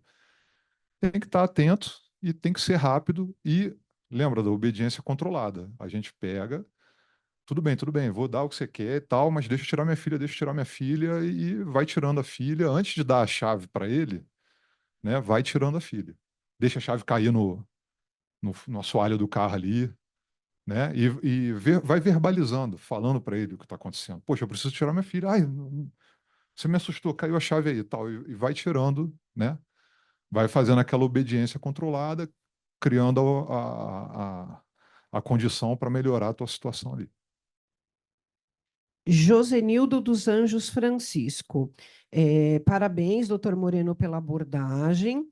E por que há uma omissão dos poderes públicos em relação à não demonstração dessa realidade de que a melhor defesa é o preparo, ao contrário do que a mídia prega sobre a não reação? Olha, é difícil falar sobre isso, né? Mas eu acredito, é uma especulação, tá bom? Que o poder público ele deve ter uma preocupação em não criar alarme. Deve ser isso, é o que vem na minha cabeça. Ele não quer criar alarmismo, mas no caso específico ele está deixando de criar uma consciência. Ele cria consciência para tantas outras situações, né? Então eu acho que poderia ser nesse caso também. A gente pode abordar isso sem alarmismo, né? Eu acho que essa palestra é uma demonstração disso. A gente não ficou fazendo sensacionalismo, né? Olha só, nossa, tá vendo? Você está prestes a morrer aí quando você sair aqui hoje para almoçar. Não é isso, né? Mas mostrar. Hoje se fala tanto em números, ciência e tal, foram mostrados números aí, né? Fernando Antônio Larizati. Doutor Moreno, excelente palestra, muito obrigada pela oportunidade e ensinamentos. Lucas Draganov Blago, muito boa palestra. Mariene Durais de Souza Moura, obrigada por todas as orientações dadas, importantíssimas. Bettina Bergoli Kirst, obrigada pelas orientações e principalmente pelas imagens. Ótima palestra, muitos elogios. Tá? Alguma pergunta entre os presentes? Não? Só um minutinho, doutora. Também gostaria de elogiar, eu acho que as dicas, a forma como foi abordado, eu acho que todo mundo sai daqui com uma consciência ampliada, né, sobre as nossas possibilidades e o que o mundo tem a oferecer diante nessa Sim. situação de violência que a gente vive hoje em dia. Muito obrigada. Eu que agradeço, doutor, agradeço a todos, inclusive os presentes e os que estão à distância, online. É muito importante a participação, né? A partir desse momento, acaba que ampliando a consciência, todos passam a ser fomentadores, né? Replicadores dessa consciência, e eu acho que essa é a intenção da palestra, chamar a atenção para a realidade e dar àqueles que decidirem mudar um pouquinho a sua visão de como se comportar e tal. Isso aí pode salvar a sua vida, né? Pode salvar a vida de um parente, de uma pessoa querida.